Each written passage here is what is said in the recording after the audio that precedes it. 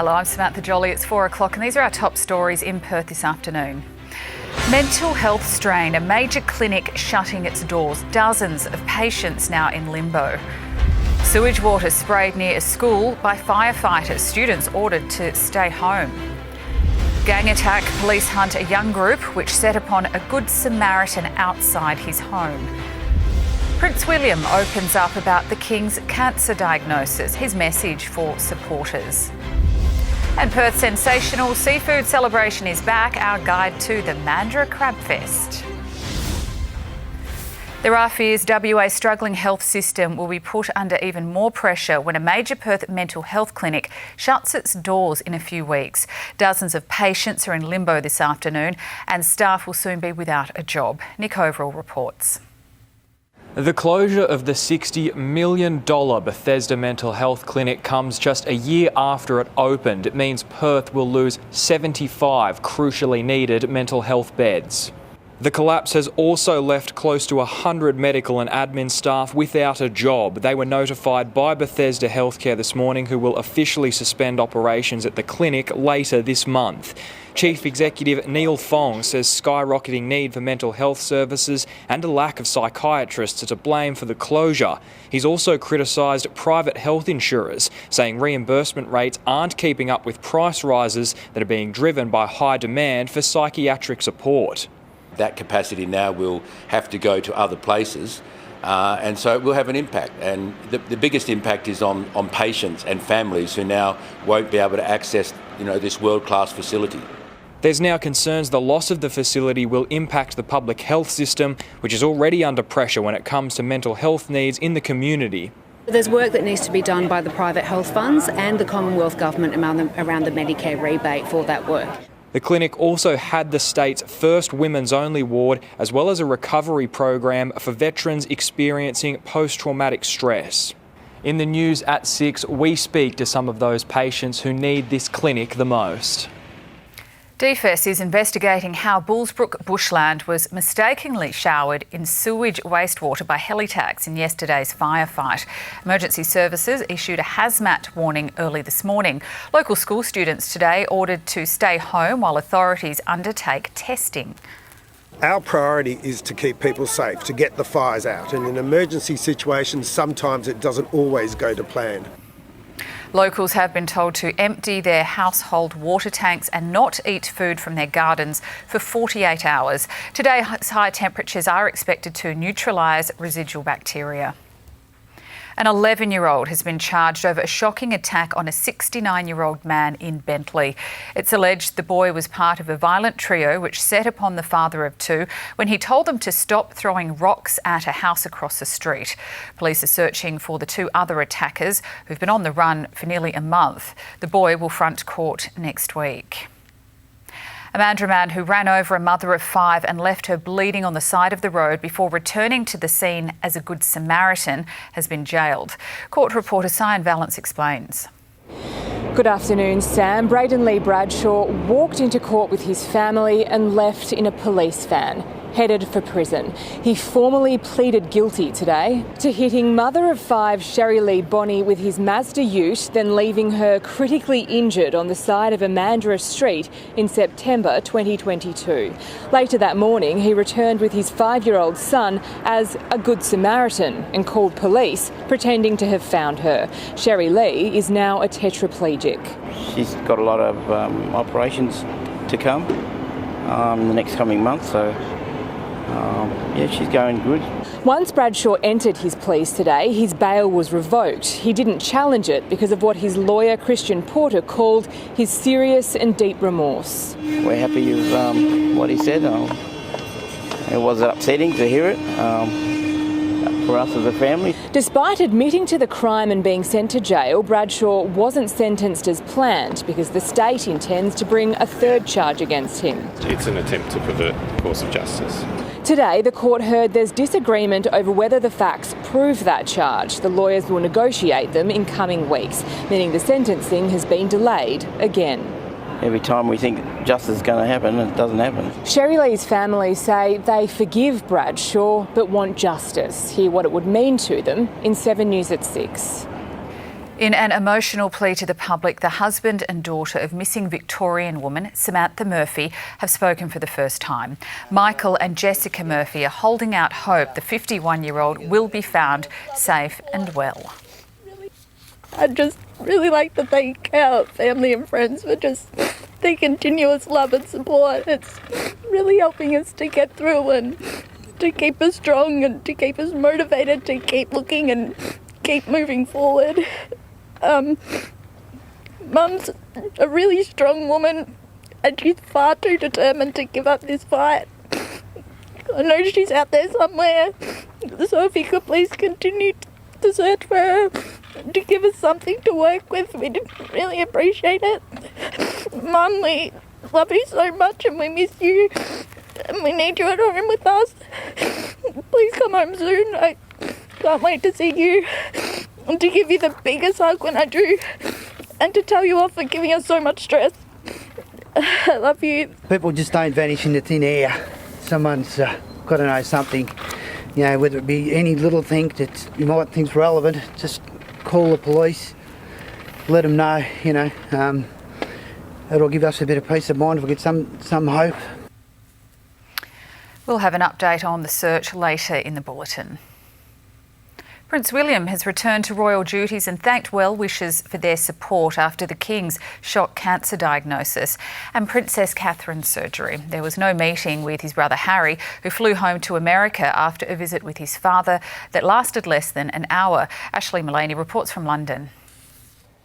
Juggling his royal responsibilities and family pressure, Prince William has stepped out today, delivering a heartfelt speech at a gala fundraiser, thanking the British public after his father's cancer diagnosis and his wife, Princess Catherine's abdominal surgery. Prince William pulled out the big guns with Top Gun tonight at the Air Ambulance Gala here in London, rubbing shoulders with Tom Cruise and thanking the audience and the public for their support. I'd like to take this opportunity to say thank you also for the kind messages of support for Catherine and for my father, especially in recent days. It means a great deal to us all. It's fair to say the past few weeks have had a rather medical focus, so I thought I'd come to an air ambulance function to get away from it all. And Tom, if you wouldn't mind not borrowing either of the new helicopters for the next Mission Impossible, it would be appreciated. This is the first time we've seen Prince William after King Charles's cancer diagnosis and Princess Catherine's abdominal surgery. He is stepping up today, hosting this investiture at Windsor Castle too.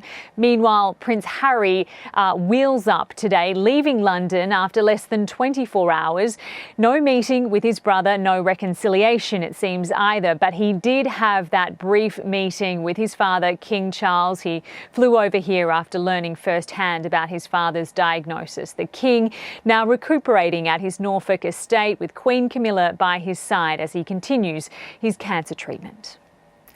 There's no end in sight for Perth's sweltering summer heat, with high temperatures expected all weekend and into next week. Saturday horse racing at Ascot has been moved to Bunbury because of the heat wave, but Lane Wayne Festival at Wellington Square will still go ahead. Organisers are urging partygoers to have adequate sun protection and water. Don't go away, I'll have your weather details later in the bulletin. Mandra will soon be cracking crabs by the dozen at its annual festival coming up on the 16th and 17th of March. Today, Rory Campbell joined in the messy and delicious fun. Well, it couldn't be a more quintessential Mandra day to launch Crabfest, and I'm joined by Mandra Mayor Rhys Williams. Rhys, it must be an exciting time of year for you. It's come around again. Tell us what's in store this year. Well, we love Crabfest in Mandra, and people are really getting excited for this year's event. In fact, you know, so much work has been done to prepare what I'm totally convinced is going to be the best Crabfest ever. We just saw you cracking some crabs. Are you getting any better at it? I think so. You know, it comes with the job, really. But we've had a great day today with a whole bunch of people getting ready to launch this year's Crabfest. Plenty of crabs out in the water. They're all, looking a little scared for this year's event. But we're really looking forward to having everyone down in Mandra. We're expecting more than 100,000 people in the city, both locals and visitors, to celebrate this great event. Not only about the blue swimmer crab, but also celebrating our beautiful city of Mandra. You mentioned the number of people you're expecting. This has been going for years now, but you're saying it's still growing. Yeah, it's amazing, and it really sort of taps into what I think people love about Mandra and love about Western Australia. Being outside, being able to go and enjoy crabbing and fishing and celebrating all the things that is great about being from this area. So the event goes from strength to strength every year. It's very, very much about celebrating Mandra, very much about tapping into people's memories of coming down here in the school holidays and enjoying crabbing on the estuary or whatever that might have been for them. And it's just a great event, and really excited about it. It's free. What is it that people can do when they do come down? Well, we've got a huge lineup of activities this year. Of course, there's going to be plenty of crab, plenty for people to drink and enjoy with local beer and wine, and plenty for the kids to do. But this year we've got a few great acts coming along. We've got the Potbellies that'll be on Saturday night, some great Sunday entertainment. Really, it's an event for everyone to be able to come down. We've got the action sports games, which is this year a key highlight of the event. So it's a very diverse event this year, and that's why so many people come down and enjoy it. Rhys, thank you very much for your time. Best of luck with the final preparations. In the news at 6, some more events that will be happening at Crabfest. Yeah, can't wait for Crabfest. Thanks for being with us. After the break, an age of chaos. The United Nations grim world forecast. And later, new charges against a celebrity crocodile handler. WA's IVF Generation, the breakthrough technology making families come true. More available and more successful. 7 News at 6. You're watching 7's 4 p.m. news live from Perth. Day one of our severe heat wave has seen us peak at around 40 degrees. Right now it is still 37 in the city. The forecast is coming up soon. Israel's Prime Minister has waved off a new proposal from Hamas to stop the war. US Secretary of State Antony Blinken speaking this morning, trying to keep alive hopes of a ceasefire in war-ravaged Gaza. Here's US correspondent Tim Lester. The hopes and challenges of Gaza peace talks on display today. A new ceasefire deal proposed, then dashed, then dusted off as the starting point for more talks, all in the space of a few hours. We must not lose sight of our common humanity. America's top diplomat on his 7th visit to Israel since violence erupted there last October, as news broke today of a new ceasefire proposal from Hamas leaders in Gaza.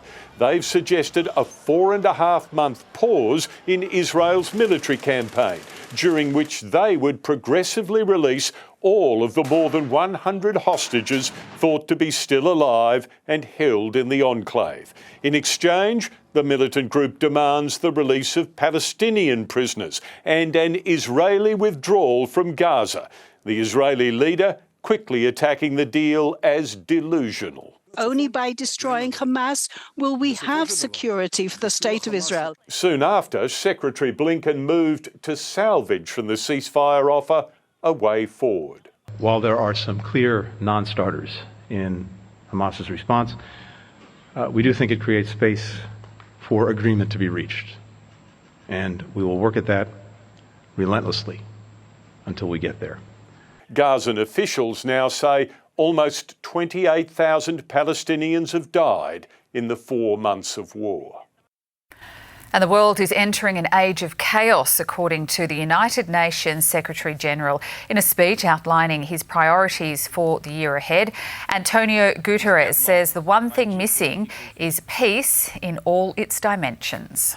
Our world is entering in an age of chaos, and we are seeing the result, a dangerous, unpredictable free-for-all with total impunity. Guterres is calling for the UN to update its methods to resolve disputes when members are divided. A daredevil is in custody after he climbed to the top of the Sphere in Las Vegas. Video shows the man scaling the 112-metre tall structure with a GoPro strapped to his head. Local police called the incident a publicity stunt. A suspicious package of what might be cocaine has washed up on Cheynes Beach near Albany. Is Amanda Sabatino from 7 News Regional WA. It was found by some visitors while they were looking for somewhere to fish. The package is covered in barnacles and detectives told locals it's probably cocaine. About a year ago, similar packages washed up in the same area and a boat was recovered that police say was carrying hundreds of kilos of the drug. A lucky escape for an 8-year-old in the state's southwest. Charlie had been riding his dad's e-scooter when the battery suddenly burst into flames. Even though it was out of warranty, the retailer sent him a new e-scooter. And these pieces of black plastic could be the next big water-saving weapon. They've been trialled on dams and stopped nearly 75% of evaporation. Ahead this news hour, crowd safety fears for Taylor Swift's upcoming Aussie tour, why authorities are ordering fans to stay home, and the urgent plate recall after offensive car registration numbers were issued by mistake. You're watching 7's Afternoon News. Ryan Daniels joins us now. Ryan, Mitch Marsh has a bit of a problem. He does, Sam. He's got COVID and he's meant to captain the Aussies tomorrow night. So that is a bit of an issue. The plan to navigate a tricky situation next. Plus, the Tigers head bush as they prepare for the Pies. And Chelsea ease the pressure with an FA Cup win. Know the headlines as they break. Know the stories as they happen. With 7news.com.au, know the news now. Australia expects T20 captain Mitch Marsh to play in tomorrow's series opener against the West Indies, despite testing positive for COVID. Marsh kept his distance from teammates at training today and will have to do the same during the game tomorrow night.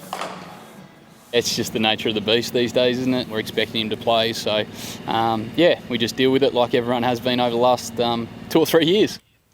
Cameron Green, Travis Head and Josh Inglis have all contracted COVID while in camp in the past 3 weeks. The Australian women had a nightmare at North Sydney Oval, losing to South Africa for the first time in a one-day international. Oh, what a mighty scalp for Marizanne Kapp. Middle stump knockback.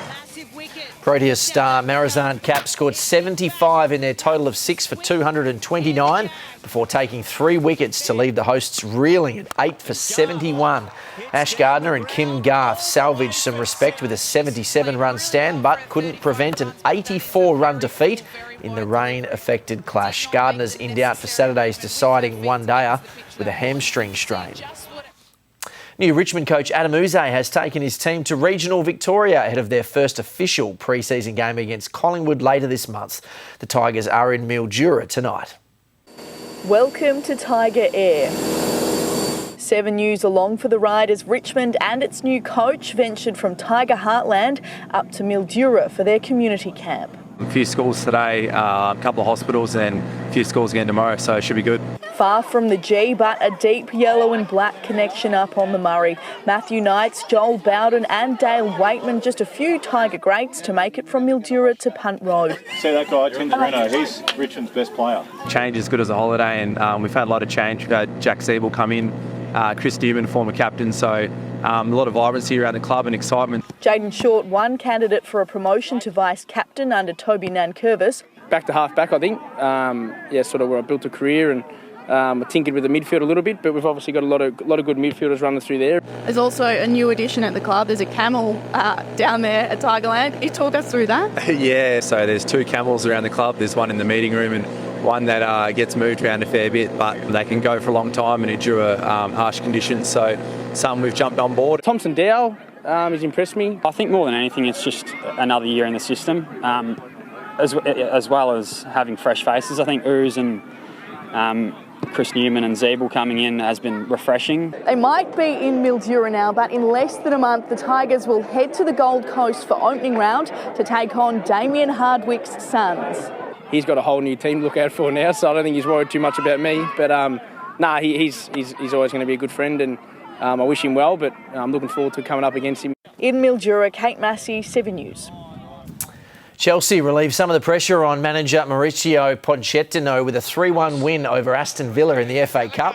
A gem of a free kick sealed it. Enzo Fernandez beating his World Cup winning Argentinian teammate Emi Martinez. Enzo Fernandez, like that, absolutely like that. That flew into the top corner and he's put it past Emi Martinez of all goalkeepers. The Blues will take on Leeds United in the 5th round. That's all from me for now. Sam, plenty more at 6. All right, Ryan, we'll see you at 6 o'clock. The head of the MCG has admitted they have little power to stop ticketless Taylor Swift fans milling around the stadium. Reporter Melina Saris is inside the gates where the race is on to prepare the stage and an 80-metre catwalk. When Taylor Swift performs here next Friday, it could be one of her biggest crowds ever. That's why fans who don't have a ticket are being warned to stay away from the concourse. There is already a lot happening around the MCG, with merchandise stands going up, while inside the ground, work will begin to install the stage tomorrow, and they'll still be working on it hours before the show. Brunton Avenue will be closed for the next week to allow trucks to bring in all of the infrastructure and supplies for Swift's 3 sold-out shows. Yarra Park plays a really important role when this stadium is full in terms of the ingress and egress in and out of the stadium, and also in respect to our emergency management plans. It's going to be a very busy precinct every night Taylor is playing, and that's why we're discouraging people to come down and congregate in big numbers in the park. So I hope people respect that. There's limited space out there. We've got big merchandise marquees, we've got parking for those with accessible needs, so we don't have a lot of space available for people to come and congregate, and so for that reason we are discouraging people from coming if they don't have a ticket. There will be extra security and police right around the MCG to deter people from gathering outside the ground, but they can't physically move people on. The MCG CEO says their priority is making sure that the people inside the stadium can move in and out of the concert safely. You're watching 7's Afternoon News. Coming up, a Perth father set upon by a young gang. What triggered the assault will shock you and how you can help. And how did these offensive number plates make it onto the roads? 7 News knows Perth. Headlines flash by all day. But to know the news, watch 7 News at 6 o'clock. And here's why. It was members of the gang crime squad that arrested him. Our reporters are newsbreakers. Are you a victim of their negligence? With more exclusive reports that dig deeper And demand answers. We commit to travel to wherever the stories happen, even the front line. Chris Reason from Channel 7 Australia. As international news unfolds in Europe, we're live to you at 6 p.m. breaking down the global issues that matter back home in Perth. 7 News understands. Our reporters travel from suburb to suburb. Here in Joondalup and across our state to bring you the news. I can confirm. This is the team we trust. And thank you for trusting 7 News.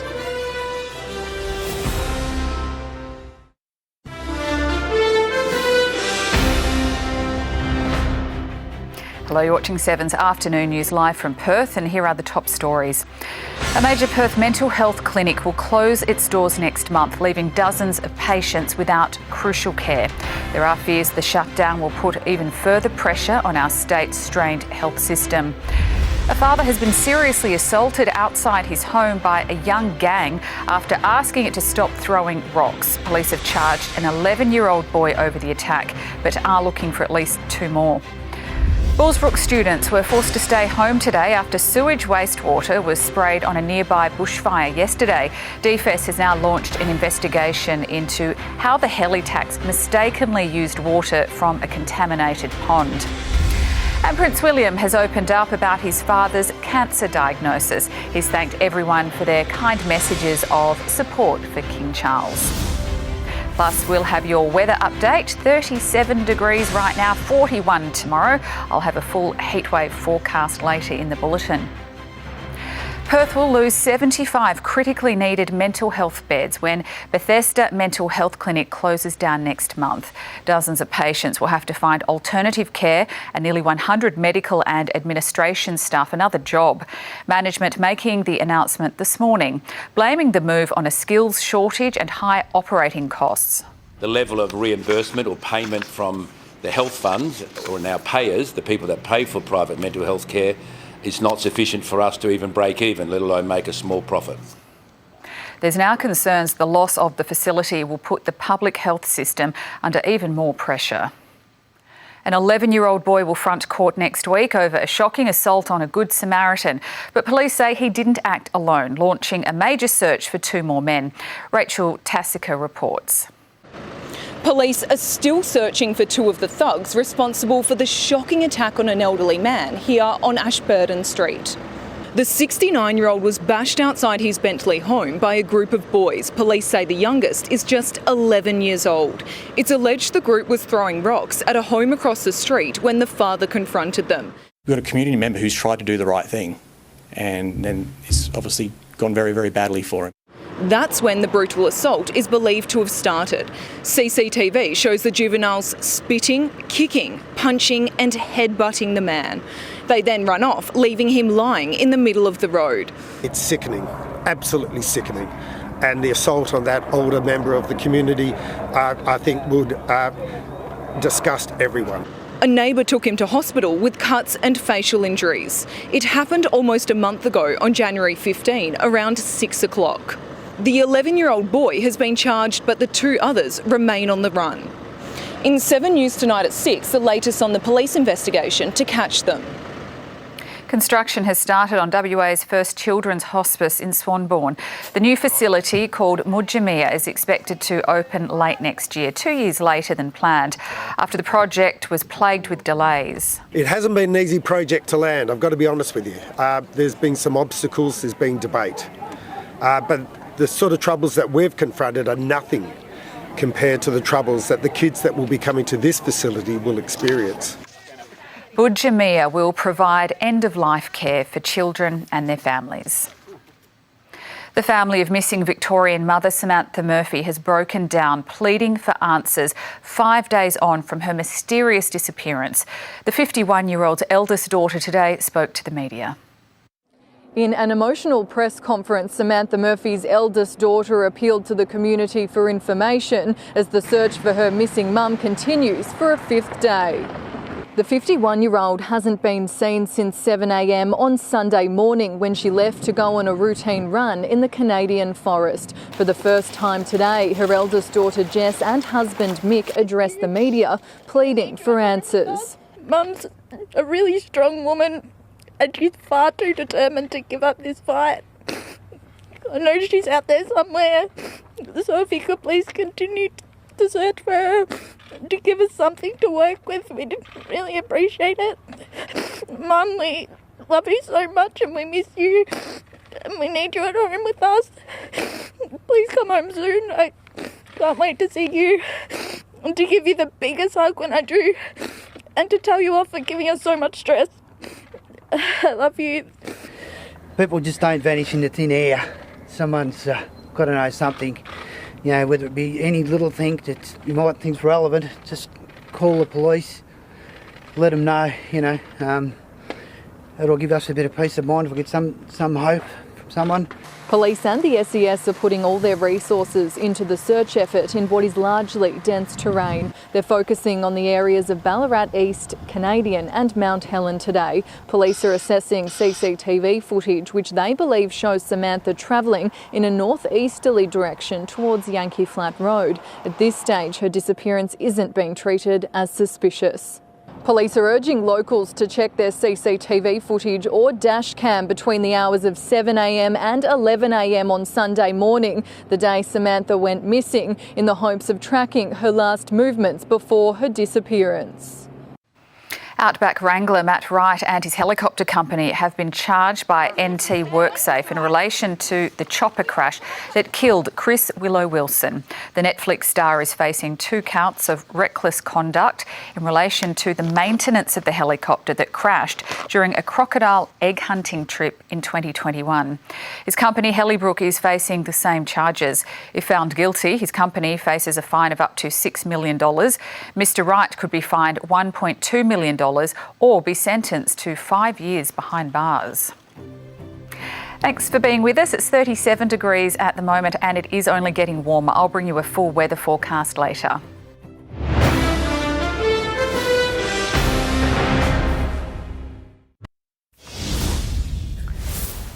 It's been revealed 5 greyhounds have died on West Australian racetracks in the past fortnight. 4 of the deaths were at Cannington and 1 at Mandra. Animal advocates say the tracks need to be independently inspected. We made the deadliest track last year, Cannington did, with 13 deaths, and there was well over 80 major injuries. So that's unprecedented for that track. Racing and Gaming says it will investigate the deaths, but it says major greyhound injuries are rare and more than 99% of starters race safely. A Perth aged care worker has been sacked after shocking claims he allegedly assaulted a 95-year-old woman at Bethany Aged Care Home in Como. It's alleged the 33-year-old worker repeatedly stomped on the woman's feet. She was in his care. An investigation was launched last month. He'll appear in court on the 5th of March.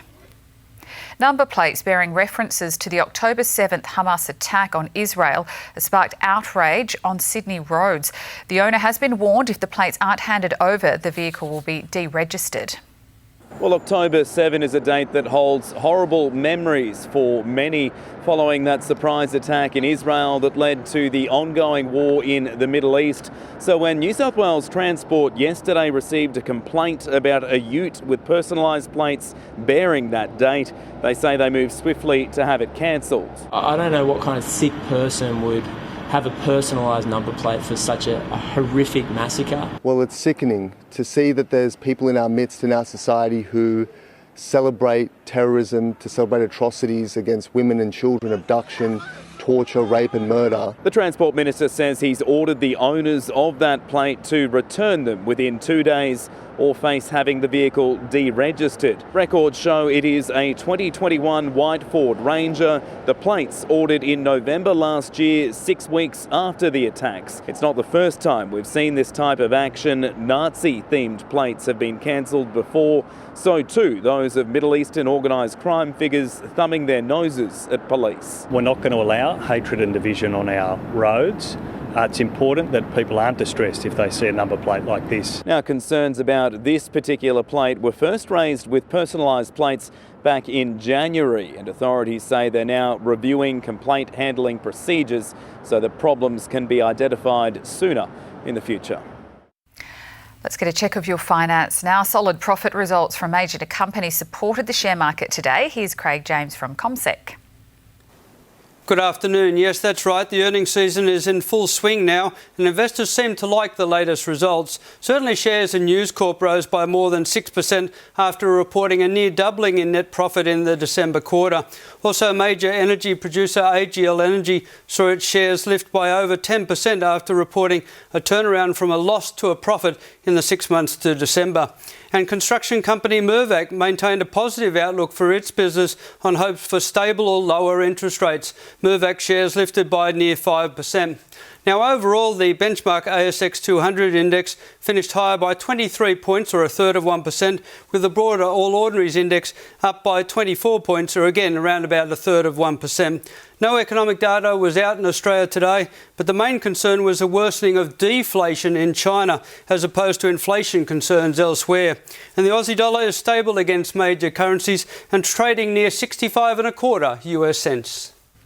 Rick Arden is in the newsroom preparing for our bulletin at 6. Rick, what's coming up? Hi, Sam. Well, it's a real worry that a major Perth mental health facility will shut its doors. It'll leave dozens of patients with nowhere to go and up to 100 staff without a job.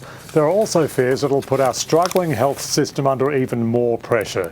Tonight, we investigate what it means for families already struggling to find support for their loved ones. Also tonight, Prince William has broken his silence about his father's cancer diagnosis. He's thanked the public for its support as he steps in while the King recovers. Hear from detectives investigating a brutal attack in Bentley, the price a father paid for asking thugs to stop throwing rocks. A boy has been charged, but you can see he wasn't alone. Jeff Parry also has an exclusive report on a Perth development disaster. Don't miss that one. And Mandra's seafood celebration is back. Everything you need to know about this year's Crabfest. Sam, over to you. Yeah, it's set to be a big one. Thanks, Rick. Identical twins are used to sharing milestones, but two Queensland sisters probably didn't expect this. They gave birth at almost the exact same time. Nicole and Renee were due 10 days apart, but ended up giving birth within 22 minutes of each other. The identical twins say although they enjoy doing almost everything together, falling pregnant at the same time was pure coincidence. It was freak because they were trying for like 6 months, and the month that we decided to start trying, we fell pregnant. When Nicole went into labour yesterday, Renee went to visit, then her waters broke. They drove to the hospital one after the other. Renee didn't even make it to a bed before delivery. Oh my God, we just had the baby right here in the hospital. In the foyer. She gave birth to her daughter Ruby at 5:45 this morning before her cousin Xavier was born at 6:07. The pair of them are both happy and healthy and coincidentally have almost the exact same birth weight. They'll be sure to have a close bond. They're genetics, they're half siblings because they've got the same mum. Because we've got the same DNA. The mothers also celebrated their birthday 4 days ago, so next year it'll be a joint party for 4. It's official, Elvis is back in the building. A reimagined production of Elvis the musical has just started at the State Theatre. 7 News was given an exclusive look behind the curtain. It's time to dust off those blue suede shoes and get ready to rock and roll for Elvis, a musical revolution, the reimagined show. I'm here with Rob Mallett, who plays the onstage Elvis. Rob, some of these costumes are straight from Graceland. They are, or very nearly. Well noticed. So let's have a look at some of these, like this black leather, iconic look from the 68 special. Those in the know, Elvis's jackets were made by a group called the Lansky Brothers. And there we are, this jacket is made by the Lansky Brothers. So it certainly helps me get into character when I am putting on the genuine article. Now, David Venn is the mastermind behind this production. David, what is the most unique aspect of the show to you? Yeah, well, the show is a full celebration of the life and music of Elvis Presley. The show is playing right now in Sydney. It's incredible to see the audience response. And it's not only those diehard fans, it's also resonating so much to a younger audience. And I think it really shows the power of Elvis music. Tennessee, you are a big fan of Elvis. You're just 15 years old. What does he mean to you? Almost everything. I've known his music my whole life, ever since I was born. Well, you may go to college, you may go to school, you may drive a pink Cadillac, but don't you beat nobody's fool. Baby, come back, baby, come back, baby, come back, baby, I wanna play house with you. Brilliant. There are showstoppers all round. Back to you. Looks fun. A pod of killer whales trapped by drift ice off the coast of Japan have safely escaped, according to local officials. Around a dozen orcas were first spotted by a fisherman bobbing up and down, trapped in a break in the ice off an island in the country's north. Those keeping watch say the pod escaped as the ice drifted apart. Our severe heatwave is in full swing. I'll have the latest forecast right after the break. Start your day in WA with Sunrise. Beautiful Cottesloe this morning. WA's only live and local breakfast news. Made right here in Perth. Jeff, good morning to you. This is where we live. Because to bring you the news in WA, you have to be in WA. Sunrise with Matt Tinney on 7. Now, Fuel Watch. Perth's petrol prices brought to you by Fuel Watch and 7 News.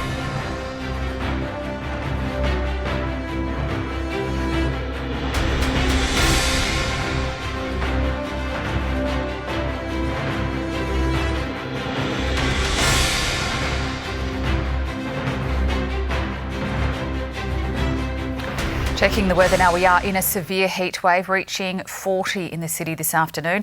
Much cooler on the east coast though, cloudy and 22 in Melbourne tomorrow, 27 in Sydney and a sunny 29 for Adelaide.